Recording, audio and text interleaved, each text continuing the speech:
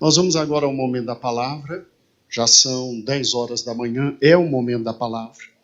E nós estamos num estudo, irmãos, muito produtivo sobre a história da igreja. A história da igreja. Nós estamos vendo como o Senhor nos retirou das trevas em que a igreja entrou e nos trouxe para a sua poderosa luz, amorosa luz, inefável luz. E o Senhor, por misericórdia, fez com que a reforma começasse no último local que ela poderia começar, na Alemanha. Os alemães, irmãos, são os homens de maior intelectualidade na modernidade. Os alemães são responsáveis pelo movimento mais demoníaco que existiu em todos os tempos, que é a pós-modernidade e que é a absoluta razão dominando todos os fatos e distanciamento de Cristo. Mas por incrível que pareça, em Wittenberg, a localidade mais esquecida do mundo, Lutero conceituava de forma não tão bonita Wittenberg, mas na localidade mais simples do mundo, na universidade mais simples do mundo, Deus levantou o monge mais simples do mundo para fazer a maior revolução de todos os tempos. De todos os tempos. Brilhou a luz na Alemanha. A luz chega a toda a Escandinávia, irmãos. Chega a países como Islândia. Chega a países como Finlândia, Noruega, Suécia. E ao mesmo tempo que o Senhor usava Lutero na Alemanha, o Senhor usava Zwingli ali na Suíça. E aí, Zé Filho, sei que seu filho está ensinando isso direitinho. Zé, Zwingli, ao mesmo tempo, e não conhecia Lutero, porque o espírito é o mesmo. Zwingli, Zé Filho, simplesmente lutando, trabalhando, dizendo, sola Escritura, solus Cristo, sola fide, soli Deo glória, sola graça, e absolutamente nada mais. Nada mais. Vamos sair do erro da infância, das infames tragédias que o catolicismo romano nos deu. Vamos sair. E assim que o Senhor, como o Senhor abençoou na Alemanha, abençoa Zwingli em todos os cantões alemães suíços. E a luz brilha. A luz brilha. A luz se tornará cada vez mais forte quando Deus levantar homens como Calvino. Sim, errou no tocante à predestinação, errou. Mas Lutero já errava, já cria, tadinho, na predestinação. Mas louvado seja o nome do Senhor. Pelo menos a predestinação teve uma finalidade momentânea e histórica. Agora escute. Zwingli trabalhando na Suíça. Lutero na Alemanha. Dois países insignificantes. Dois países que nada representavam na Europa. A Europa era, óbvio, dominada pela Santa Sé, ali na Itália, pelo Vaticano. A Europa era absolutamente dominada pela Inglaterra, com Henrique VIII, o grande monarca. A Europa era dominada pela França. A França era tão forte que ela conseguiu dividir a Igreja Católica e, por um determinado momento, ter um Papa em Avignon. Aí você tinha um Papa em Avignon, outro Papa em Roma. E a Inglaterra, e a Suíça, e a Alemanha, para onde se olhava e sempre se disse, será que daí vem alguma coisa boa? Os romanos olhavam para os germânicos, os alemães, e chamavam de bárbaros, Tiago. Gente sem cultura, gente sem capacidade, gente sem nenhuma noção. Mas Deus pega as coisas pequenas deste mundo e absolutamente loucas e as levanta para a sua glória.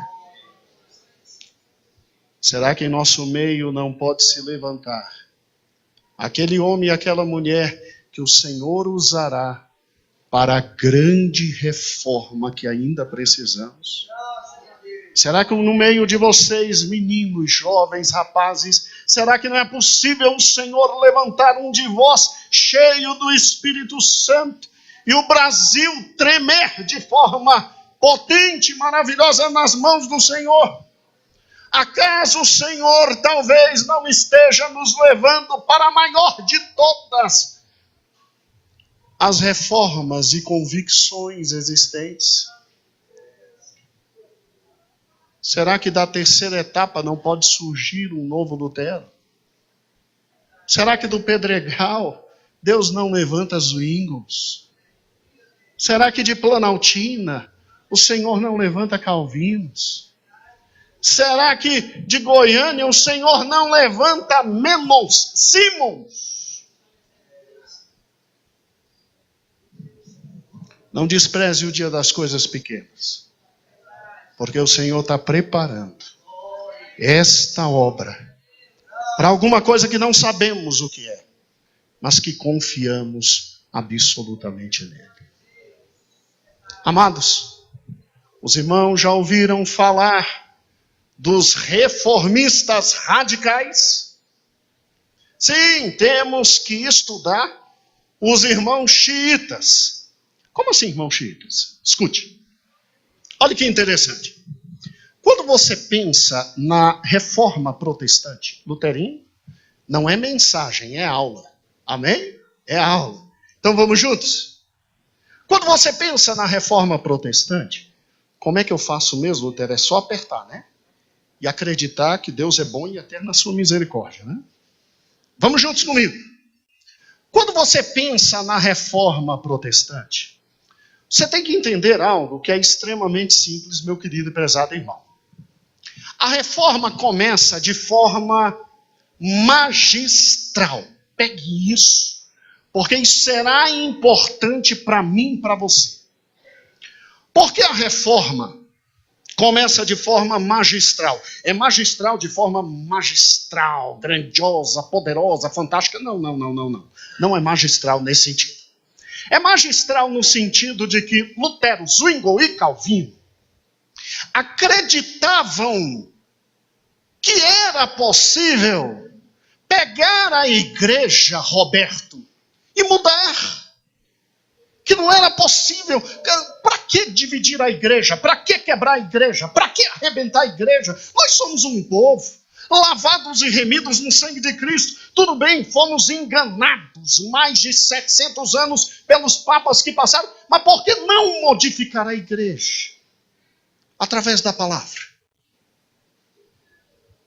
E aí eles acreditavam em duas coisas: que a palavra de Deus é viva e eficaz, e que não volta vazia para os propósitos que foi determinada, como diz em Isaías. Então prega a palavra. Lutero, Zwingli, Calvino e outros disseram: preguemos a palavra. Vamos falar a palavra, e a palavra de Deus se manifestará e modificará todas as coisas. Mas preste atenção. Se eles quiserem nos expulsar, vão nos expulsar, mas nós não sairemos da amada igreja. Só que precisamos dos reis. Precisamos dos príncipes. Cristiano, ou o rei que está conosco é atingido pela palavra, ou então Roma poderá vir e nos destruir. Fernando, não foi assim com Wycliffe? Não foi assim com John Hus? Savonarola, o maior pregador de todos os tempos. Maquiavel disse, Nonata, que ele só não modificou todas as coisas, porque lhe faltou o que Lutero tinha, o que Zwingli tinha, autoridades civis protegendo. Então, Nonata, a reforma era chamada de magistral, porque contava com o apoio dos magistrados, as autoridades civis. cria na absoluta autoridade do ensino da palavra de Deus. E ninguém saindo da igreja, nós vamos orar, nós vamos buscar, nós vamos clamar, nós vamos estabelecer, vamos abrir o evangelho e Deus terá misericórdia do Papa. Deus terá misericórdia do homem que ele colocou na frente da igreja. E ele se dobrará diante do Senhor e fará a restauração, ou na pior das hipóteses, João Batista, a reforma. João, teu nome é privilegiado, né? John Hus, John Wycliffe, João Batista, João Calvino. João, será que é você que Deus vai usar para fazer a grande revolução ali em Recandazemas e Riacho Fundo? E Brasília vai tremer? O nome já ajuda. João. Está invocado, né, João Batista? Está todo feliz, está todo cheio, né, João Batista, né? Santa Maria Norte, não, pastor, talvez se não for ele, sou eu, João Batista, Santa Maria Norte, eu estou aqui, glória a Deus, né? Que nome significativo. Glória a Deus. Mas Deus também usa Gideão, usa Pedro, Lutero, Vanberto, Cristiano, né? Mas teu nome é privilegiado. Olhe para cá. Os Joões da igreja, ou Joãos da igreja. Se levantaram outros homens, como Menon Simons. Uai, nunca ouvi falar dele. Glória a Deus, ainda bem que veio hoje cedo, hein?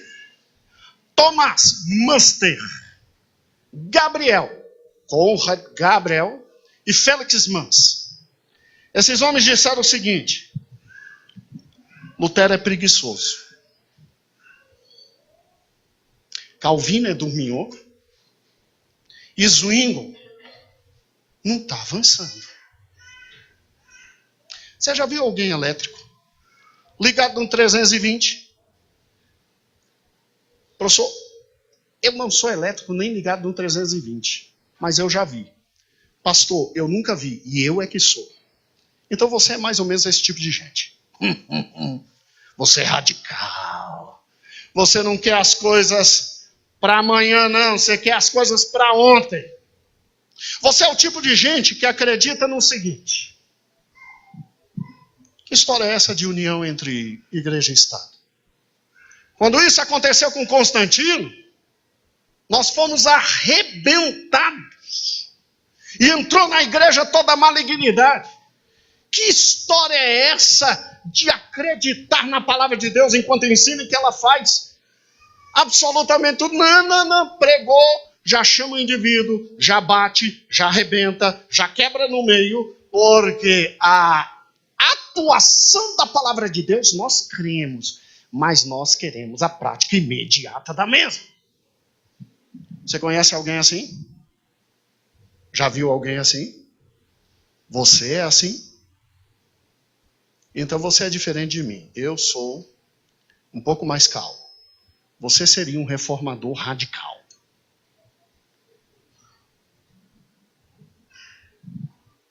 E não tem essa de restaurar a igreja, não. É para romper. E é para restaurar a igreja primitiva. Tem muito essa história de perder tempo, não. Ou está conosco ou não está. Ou é dos nossos ou não é. E se não está conosco, a gente mata rapidinho. Olhe para cá. Os reformadores radicais são de 3 grandes grupos. Você tem os espiritualistas, ênfase na luz interior do Espírito Santo, e que foi na Alemanha. Você tem os racionalistas, ênfase na racionalidade das Escrituras, na Suíça francesa. E você tem os anabatistas, ênfase na aplicação das Escrituras na vida prática, e que foi na Suíça alemã. Eu não vou trabalhar com os 3, vou trabalhar só com 2 e rapidamente. Primeiro, espiritualistas. Bonito esse homem, né? Eu só consigo pronunciar o primeiro nome dele. O segundo, eu desisto. Gaspar alguma coisa. Esse homem cria o seguinte: direção absoluta do Espírito Santo. A era da palavra passou. Jesus nos fala agora pelo Espírito.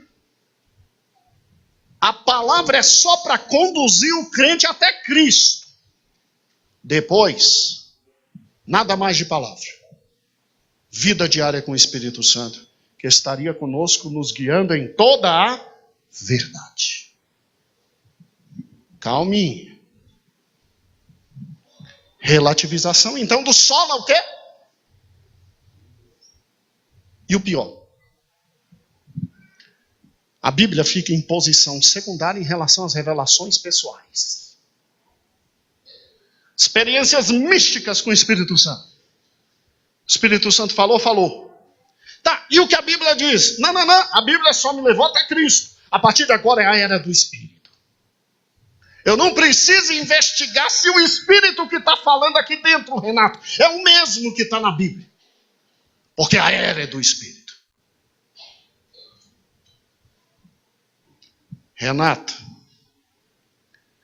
esse tipo de gente, tomado pelo Espírito Santo, dizia: rompamos com a Igreja Católica, matemos todo mundo, tomemos o poder, dividamos a terra entre todos nós, e vamos viver como na igreja primitiva, porque o Espírito Santo quer que volte à igreja primitiva.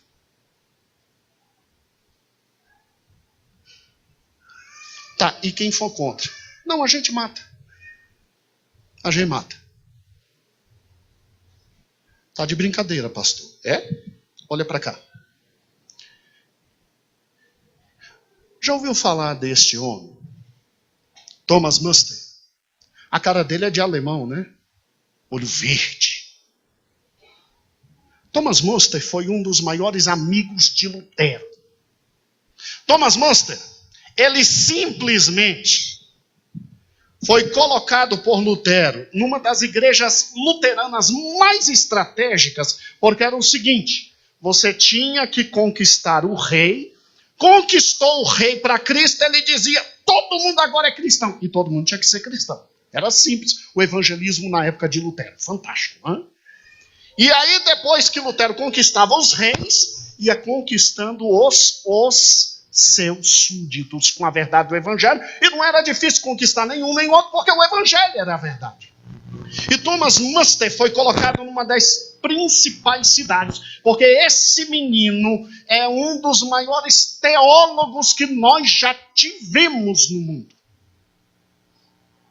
Ele é chamado pelos seus contemporâneos de Paulo o Grande.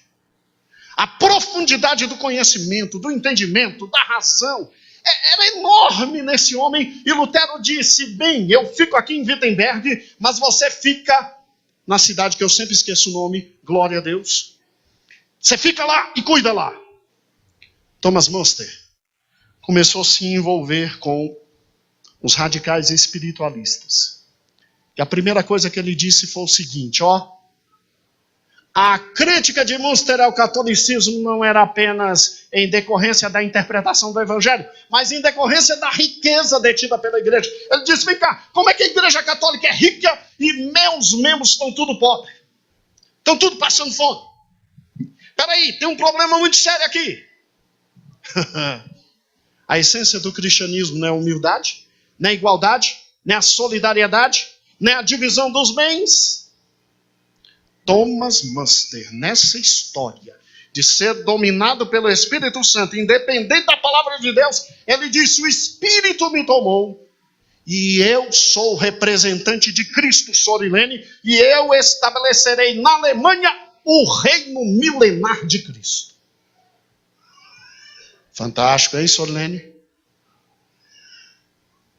O que é o reino milenar de Cristo?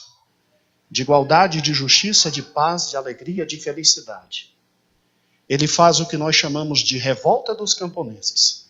Ele leva 6.000 homens a se reunir em Marburg para acabar com todos os reis.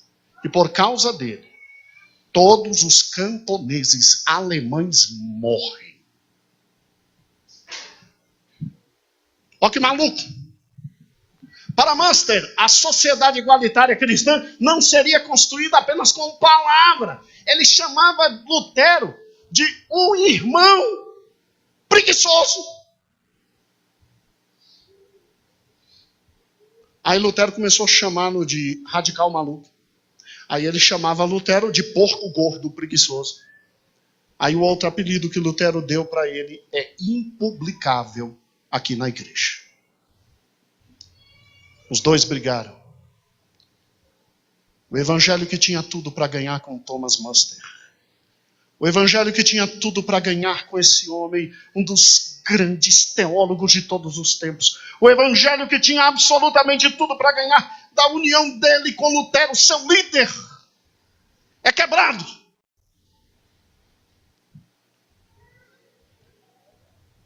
E ele diz que a sociedade igualitária só poderia ser estabelecida com força. Fim da propriedade privada. Calma, não é Marx que está falando, não. É Thomas Münster. Fim das instituições estatais. Experiência direta com o Espírito Santo de Deus. Porque se eu for ler a Bíblia diz outra coisa. A Bíblia diz, não resista o perverso. A Bíblia diz, se te baterem na face esquerda, dá a direita. Se te obrigarem a andar 1 milha, anda 2. A Bíblia diz, vós servos, sede obedientes a vossos senhores. E Lutero grita, luta, escreve a Thomas Münster. Conrad Gabriel, envia cartas a Münster dizendo, não é assim, não é assim, a Bíblia não diz isso. Calma, aguarda em Lutero. Lutero está trabalhando com os reis. Calma, e ele não. Ele avança. E ele leva 6.000 homens a morrer numa única tarde. O massacre dos camponeses só foi tomado porque os reis consultaram Lutero e disseram, podemos matar? Lutero disse não. Podemos matar? Não. Mas quando os camponeses avançaram, eles perguntaram a Lutero, podemos nos defender? Lutero disse sim. 6.000 homens morreram. E a história diz, irmãos, que infelizmente aquele massacre psicologicamente foi tão forte quanto a morte de 6 milhões de judeus na Segunda Guerra Mundial. O diabo começa a botar sua pata na reforma. O diabo sabia que não podia matar Lutero. Havia uma proteção especial de Deus para com ele. Mas Lutero, infelizmente, começa a se levantar ao seu lado. Simplesmente homens que entendiam que ele estava lento e que queriam uma revolução.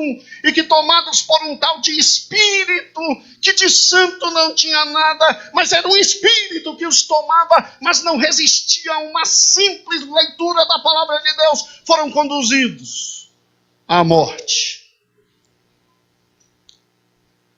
Historiadores dizem que se Thomas Münster se submetesse a seu líder, Lutero, a Alemanha Sul todinha tinha sido conquistada, porque Geraldo, ele vai para a parte sul da Alemanha.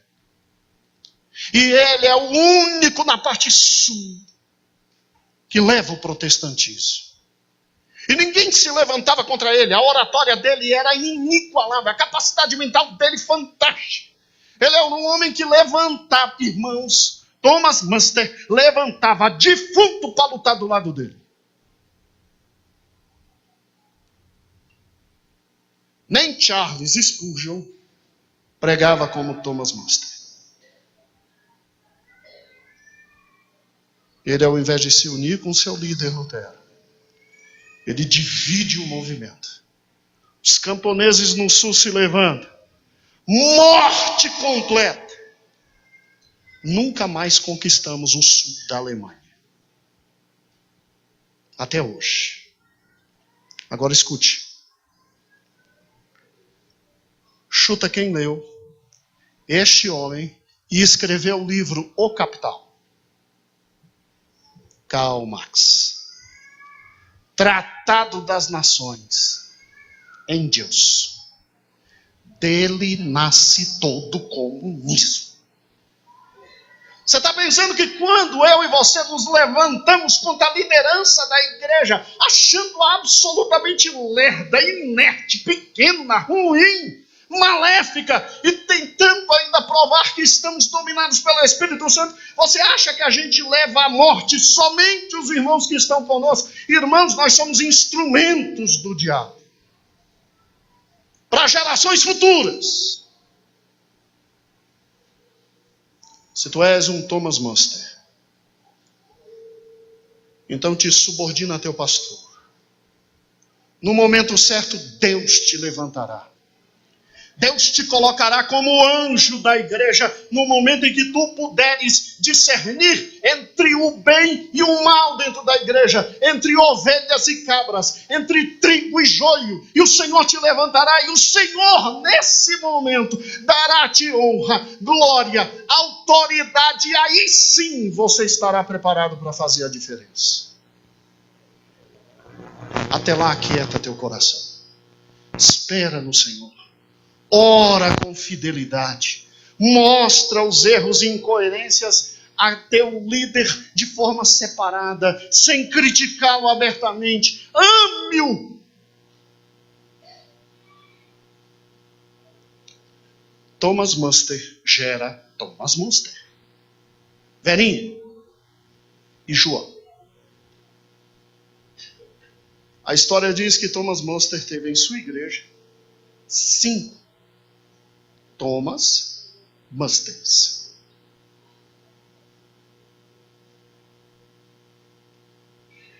Irmãos,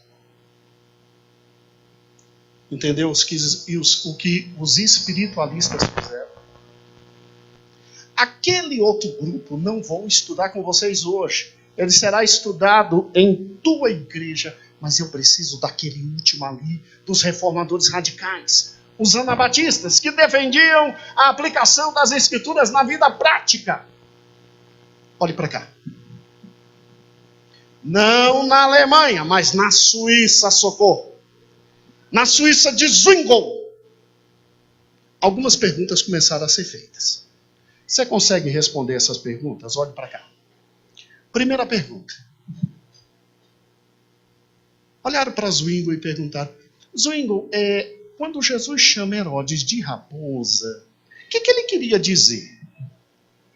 Anda, me responda. Quando Jesus chama Herodes de raposa, o que ele queria dizer? Que político é gente boa, né? Que político é cheio do Espírito Santo, né? Olha para cá. Será que os reis e príncipes são melhores que Herodes? Zwingli, a gente está esperando os reis para pregar o evangelho. A gente está esperando a autorização dos príncipes para pregar o evangelho. Zwingli, vamos entrar nos cantões, nos valados, em tudo que é canto. Quando eles nos derem as autorizações, a gente já pregou o evangelho. Segunda pergunta, vamos ver se você me responde. Se defendemos o sacerdócio real dos santos, querido pastor Elias, por qual razão só podem cuidar das coisas de Deus os teólogos? Aqui Zwingli ficou apertado. O que é o sacerdócio real dos santos? É a teoria que Lutero levantou com base em 1 Pedro, capítulo 2, que diz: todos nós somos raça eleita. Sacerdócio o quê? Geração santa, povo escolhido. Se Lutero disse isso, Lutero estava dizendo o quê? Lutero estava dizendo que qualquer um de nós pode pregar o evangelho. Qualquer um de nós pode falar a palavra de Deus. Qualquer um de nós pode orar pelo irmão. Qualquer um de nós tem acesso direto a Deus. Eu não preciso de padre, pelo amor de Deus, eu não preciso de padre para poder ter acesso a Deus. Eu não preciso de padre, me confessar a um padre, para depois ele me dar a penitência, para eu, fazendo a penitência, voltar a ele e ele me absolver. Eu não preciso de padre no momento da minha morte, me trazendo a extrema unção. Jesus rasgou o véu, eu tenho acesso direto a Deus. Eu tenho acesso direto a Deus. A oração que eu faço aqui tem a mesma validade da oração que eu faço no meu quarto, quando Jesus disse: te tranca no meu quarto e me busca.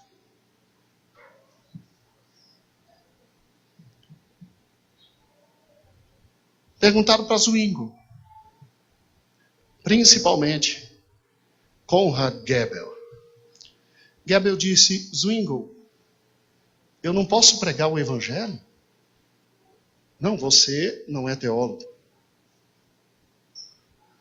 Zwingli, a gente não pode ter culto em casa. É perigoso. Zwingli, tem 2 irmãs que oram e Jesus cura.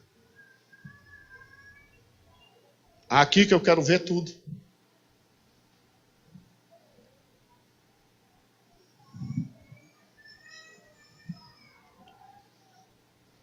Você entendeu por que nós não somos luteranos e presbiterianos? Porque nós cremos num sacerdócio real. Porque nós cremos no menino que, ao pegar a Bíblia e começar a ler a Bíblia e se entrega a Deus, se entrega a Deus, se entrega a Deus, se entrega a Deus, começa direitinho na igreja. Primeiro como diácono, depois como líder, e cresce, até a posição de pastor, e chegando à posição de pastor, cuida de um grupo específico e deu certo, vai imediatamente para uma igreja específica, independente de teologia. Ninguém está dizendo aqui que não é para fazer teologia. Sim, faça, cresça, entenda, se aprofunde. Mas Deus é Deus capaz de usar qualquer um de nós. Fizeram uma terceira pergunta, Ivan. Como explicar o pegar em armas para defender as cidades cristãs, quando Cristo determinou dar outra face, andar outra milha e não resistir ao perverso? Zwingli, Lutero, a gente não está errado, não. E a pior das perguntas. Gostou do efeito? Eu vou fazer de novo.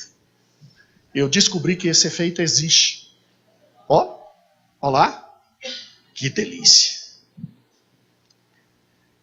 Para você é um nada. Para mim foi uma grande vitória. Eu não entendo nada de computador. Olha para cá. Fé não é necessária para batizar? O texto não diz: quem crer e for batizado será salvo? Zwingli, Lutero. Como é que a gente está batizando criança?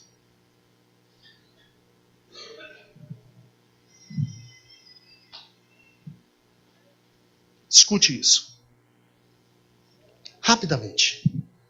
Calma, eu estou terminando a mensagem. Prometo para você.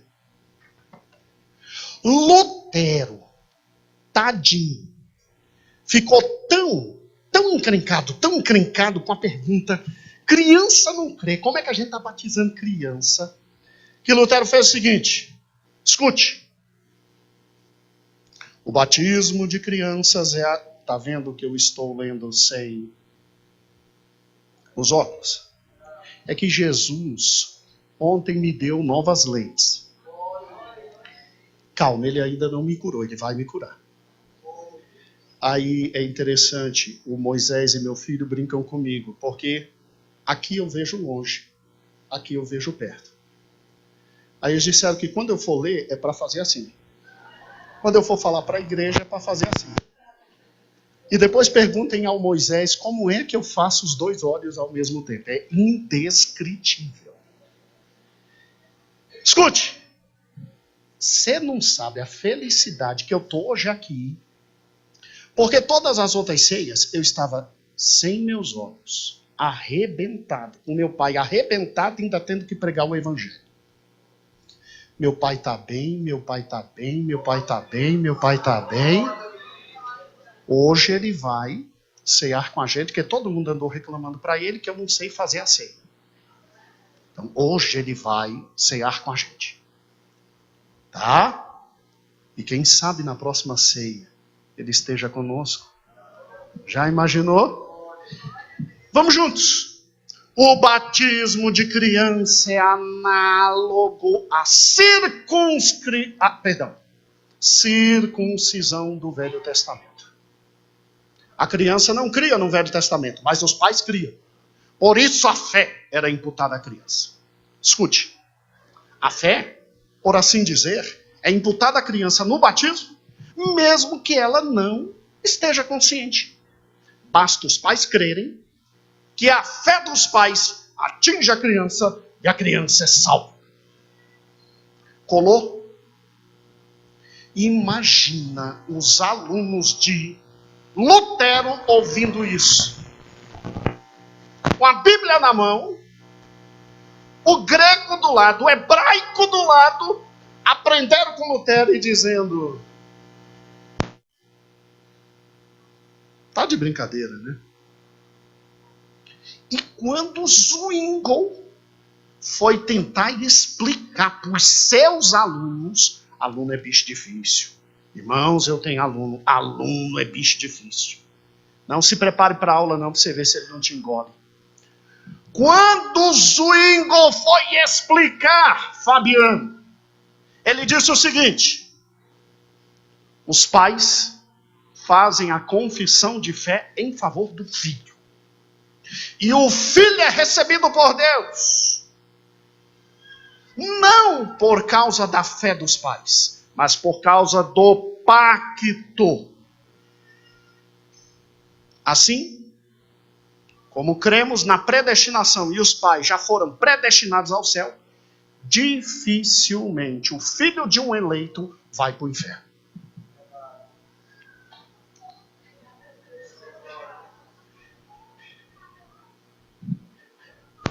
Então o negócio é o seguinte, ó. Como é que a gente... Peraí. Quer dizer que João creu, trouxe a criancinha, 8 dias a gente batiza, e pode ficar tranquilo, ele não tem fé, mas ele vai para o céu, porque antes dele nascer, Deus já determinou quem vai para o céu e quem vai para o inferno. Isso é a predestinação, você entende? E fica tranquilo, dificilmente Deus, que controla tudo, permitiria que uma criança fosse batizada se ela fosse para o inferno. Eu ontem brincava com o papai lá em casa. Ontem teve Santa Ceia lá em casa. Papai ceiou ontem.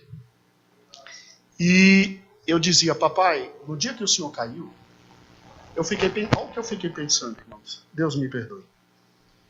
Bem, se a gente crê na predestinação, então foi Deus que botou papai lá em cima, passou a banda no papai e arrebentou o papai. Porque Deus controla tudo. Se a gente não acreditar na predestinação, então realmente foi o papai que deu bobeira. Sobe, mó gatinho, e cai.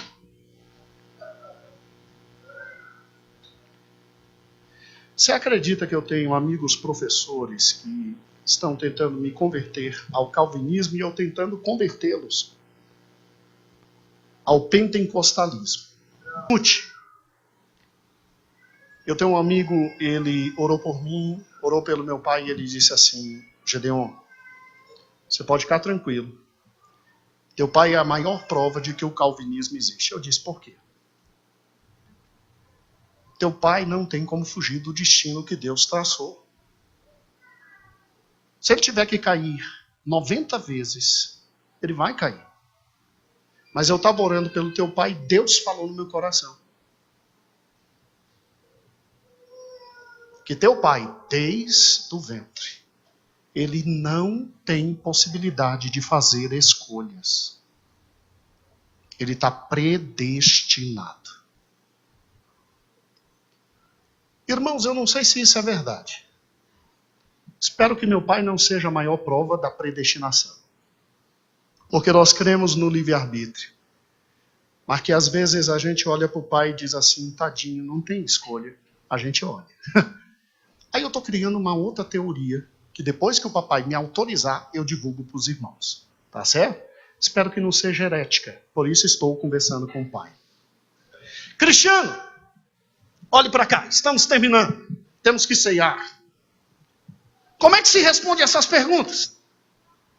Cristiano, os anabatistas foram chamados anabatistas porque eles rebatizavam.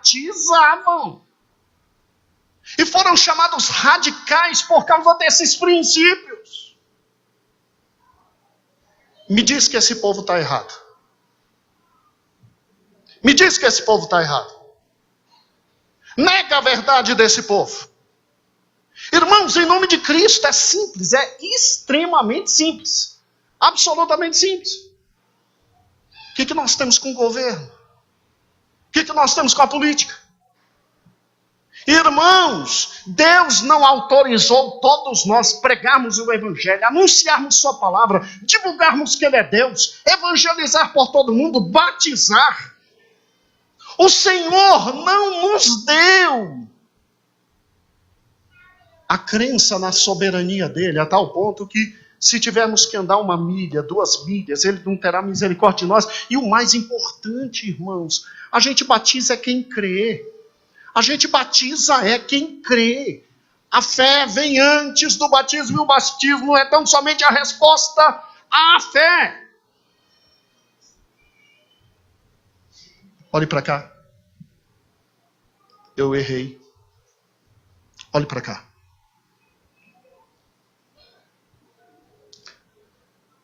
Conrad Gabriel. Olha aqui. Velhinho rapaz, né? Já morreu. Vinha de família rica, nobre e influente. Foi discípulo de Zwingli, de 1522 a 1525. E quando a Bíblia se abriu para esse menino, que ele viu tudo que Deus estava fazendo, ele conversava com Zwingli toda noite. Vamos mudar, vamos mudar, vamos mudar, vamos mudar, vamos mudar, vamos avançar, vamos avançar. Zwingli não lhe deu ouvidos. Ele fundou a primeira igreja anabatista na Suíça. 5 dias depois, corrido da Suíça, ele e a mulher, e os membros todos mortos por Zwingli. Félix Mans, aqui juventude, ó, Jonas, será que eu e você com 20 anos de idade sabemos o Evangelho a ponto de pregar e dizer que o Evangelho de Deus é tudo em nossa vida? Jonas, esse menino devia ter tua idade quando simplesmente ele foi o primeiro mártir anabatista. Na casa desse menino, Jonas, você tinha exatamente a mesma coisa que tinha na casa de João Marcos. E na casa de João Marcos se reuniam os discípulos e todo mundo, e simplesmente para estudar o Evangelho. Na casa desse menino, eles que passavam com Zwingli 4 horas do dia estudando a Bíblia, chegavam em casa, Jonas, e estudar mais 5 horas a Bíblia. Esse menino, Jonas, foi levado, escorraçado, diante de toda Zurique. Ele tinha passado por 5 dias de sofrimento físico, de dor e fome e sede. Água lhe davam só para ele sobreviver um pouquinho, para poder apanhar mais ainda.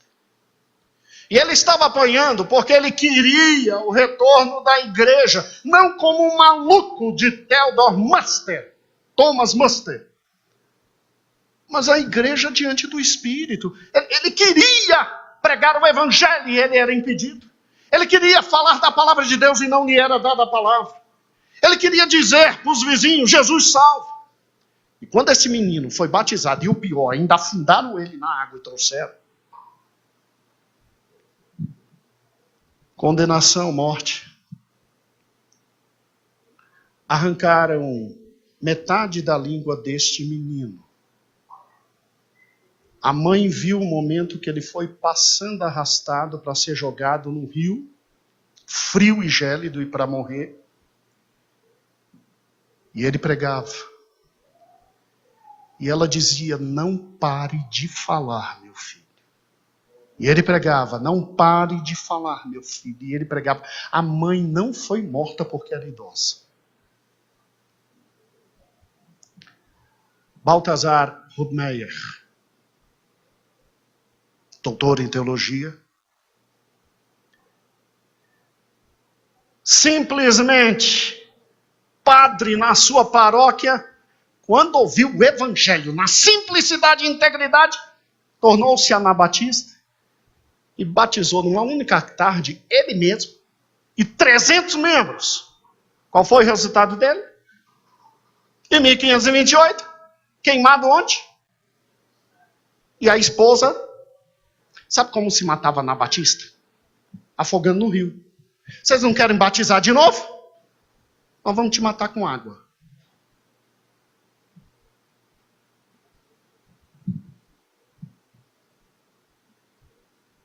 Irmãos, você consegue ver o diabo agindo? Você consegue ver o diabo agindo? Esses meninos não poderiam ter um pouco de paciência. Seus líderes sabiam o que estavam fazendo. Seus líderes já tinham entendido absolutamente tudo que se passou no passado. Não dá para ter paciência. Tem calma. Lutero morreria. Zwingli morreria. Münster seria o substituto de Lutero. Gabriel seria o substituto de Zwingli. Mas não, a gente tem que lutar. Tem que lutar, tem que lutar, tem que lutar. Resultado: anabatistas espalhados pelo mundo inteiro, como ovelhas sem pastor. Mas Deus, em sua misericórdia, levanta esse homem chamado Menon Simons. E esse homem tomado por Deus, olhando os anabatistas, todos sofrendo, jogados sem pastor, ele congrega na Holanda todos os anabatistas existentes na época, os coloca em proteção, se torna o pastor deles, e aí surge a igreja menonita.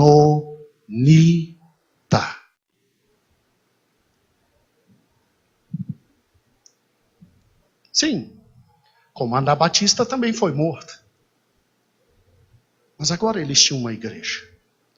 Eles tinham um território.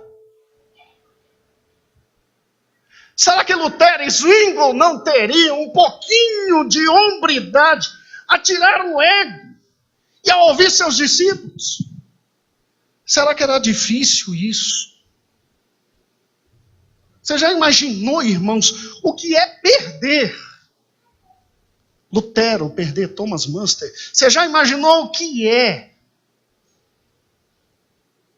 Zwingli perder Balthasar, Felix Manz e Conrad. Félix, o menino de 20 anos, que estava abalando cada cantão. Por que não trazer para perto o menino? Por que não conversar? Por que não abraçar? Por que não dizer: você está errado e você não vai sair da minha asa e nós vamos estar juntos? E com calma crescer. Mas não, o diabo tem que nos arrebentar, porque um reino dividido não subsiste. E você quer ver o pior? Isso aqui me envergonha. Os dois grandes generais do protestantismo, em 1525, se reúnem em Marburg e tinham visões diferentes. Lutero acreditava na justificação pela fé. Zwingli acreditava na soberania absoluta. Tanto é que Zwingli cria completamente na predestinação. Aí Lutero cedeu e passou a defender a predestinação com Zwingli. O Lutero acreditava que a lei estava contrária ao evangelho. Eram fatos diferentes. Zwingli dizia, não, é a mesma coisa, é o mesmo pacto, só que um está na lei, outro no evangelho. Aí Zwingli cedeu e passaram a ter a mesma noção. Lei é lei, evangelho é evangelho. Antiga aliança, nova aliança. Agora olhe para cá. Lutero acreditava que batismo e ceia são meios de graça. Ele acreditava em sacramento. Tanto é que ele dizia que na ceia, este é meu corpo. O pão não se transformava em corpo e o vinho não se transformava em sangue. Mas o corpo de Cristo estava lá. Para ser comido e bebido. Zwingli dizia, rapaz, deixa de loucura, isso é memorial, isso é para lembrar o que ele fez. O corpo de Cristo está no céu. Atos 1:9 diz que Cristo subiu, maluco. Cristo subiu, está no céu, intercedendo por nós. João Batista, isso fez os dois baterem na mesa, jogarem anátema um para o outro, João Batista, e nunca mais se reconciliaram. Lutero, João Batista disse, eu prefiro beber sangue com um papista que qualquer suco com um zwingliano. Você sabe qual foi o resultado? Se esses dois generais de Deus se unem, não tinha a contra-reforma católica conseguido o que conseguiu. Mas não, tem que brigar. Tem que brigar.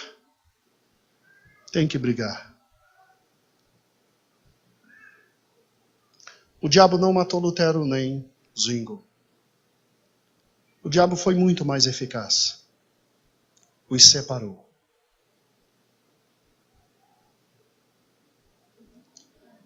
Mas eu, como anabatista, porque senão não poderia nem estar pregando, ou você acha que um menino de 47 anos pode pegar em uma igreja tradicional? Você acha que o Espírito Santo fala por um guri de 47? Que não tem mestrado nem doutorado em teologia. Você acha que fala? Ponha-se no seu lugar. Mas eu, como anabatista,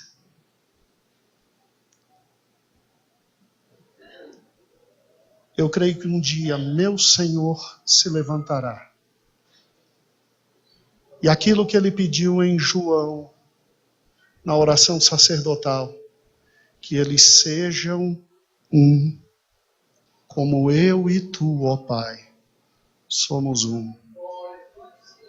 Isso vai acontecer um dia, nós seremos um só povo, uma só nação, com um só Deus e um só Salvador.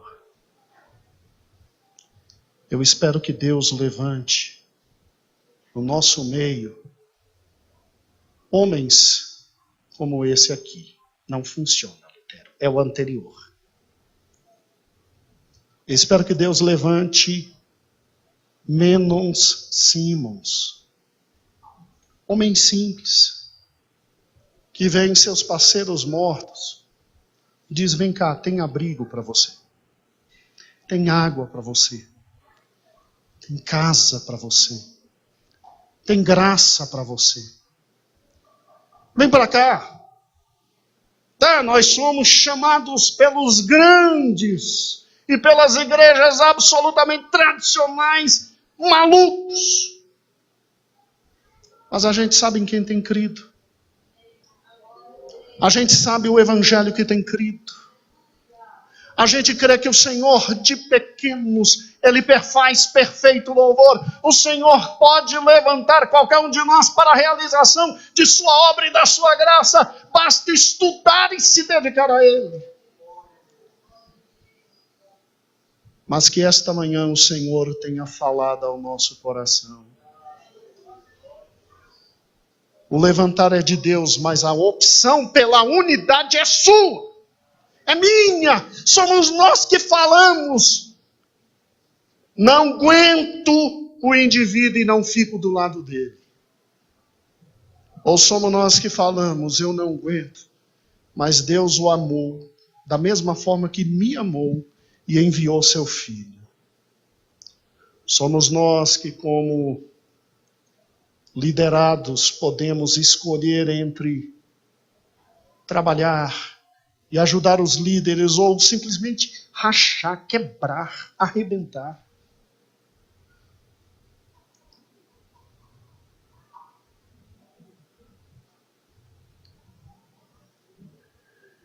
Mas Deus é Deus. Que no meio do caos, Renato disse, haja luz e houve luz. E mesmo com toda a divisão, Deus levantou a luz e fez Terezinha ela brilhar no mundo inteiro até chegar aqui. Deus usa até reino dividido. Deus usa até coração dividido. Deus usa até vidas dirigidas. Mas a história está para que nós não erremos novamente. A história está para que cresçamos na presença de Deus. Pai, que eles sejam um, como eu e tu somos um. É doloroso o que eu te falei hoje, mas eu não posso somente te trazer a grandiosidade da reforma. Tenho que te trazer o lado difícil dela. Mas, Roberto, se Deus usou esse povo todo briguento, Roberto, nós dois unidos seremos usados por Deus. A gente vai ser usado por Deus, irmãos. O Senhor terá misericórdia de nós. O Senhor terá misericórdia de nós. O Senhor nos dará unidade. O Senhor nos levantará enquanto o povo cheio do seu Espírito. Como gente que acredita no sacerdócio de todos os santos. Como gente que acredita que simplesmente tem acesso direto a Deus. Como gente que acredita que pode estender as mãos e simplesmente orar. E o Senhor operar. Como gente que acredita que no dia que morrer se encontrará com o seu Senhor. Dói no meu coração em ver homem como Lutero, que enfrentou papas, bispos, reis, homem que foi capaz de mudar o país mais ímpio do mundo, na maior potência evangélica do seu tempo, e simplesmente, Claudentino, não conseguir entender seu irmão Zwingli.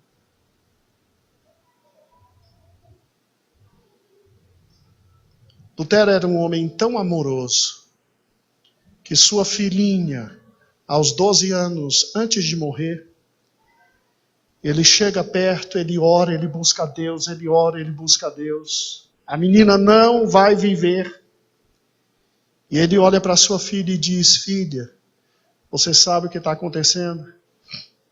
Ela diz, sei, papai. O meu Pai Celestial está me chamando.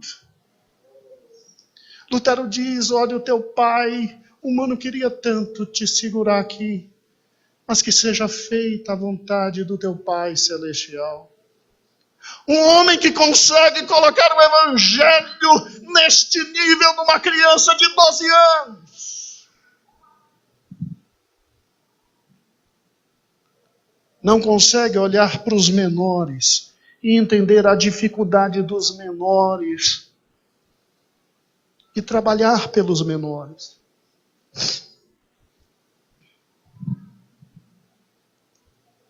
Por Cristo.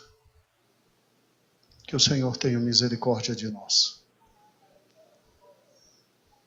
Que Deus tenha compaixão de nós. E que o Senhor nos use no Evangelho simples, poderoso, maravilhoso dos anabatistas. Sério. Anabatista acreditava que mulher podia pregar. Anabatista acreditava que mulher podia ser cheia do Espírito Santo.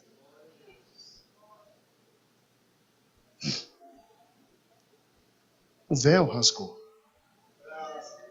Todos temos acesso. E coitado dos anabatistas. Acreditavam na palavra de Deus, na simplicidade que ela tinha. Mas os grandes generais de Deus não viram isso. Deus preserva até hoje luteranos. Deus preserva até hoje zwinglianos, que são as igrejas reformadas, presbiterianas. Deus preserva até hoje menonitas. Porque até quando não queremos nos cheirar, o Senhor ainda tem misericórdia da gente. Que Deus é esse? Que amor é esse? Mas se a gente quiser se cheirar, irmãos, ou mais que o outro esteja fedendo um pouquinho, a gente vai longe. Senhor Deus, tem misericórdia de nós, o teu povo. Que fique no nosso coração a tua palavra. Ó Deus, no exato momento em que a luz começa a brilhar em toda a Alemanha, no exato momento em que a luz começa a brilhar em toda a Suíça, esses problemas surgem, mas que Deus fantástico é esse que consegue, até mesmo na adversidade, gerar vida. Gerar vida. Senhor, conserva-nos um só. Conserva-nos um só. Não permita a nós a divisão. Não permita em nosso meio o escárnio. Não permita em nosso meio o descaso. Não permita em nosso meio a maldade. Ó Deus, tem misericórdia de nós. E opera em nossa vida. Para a honra e glória do teu nome.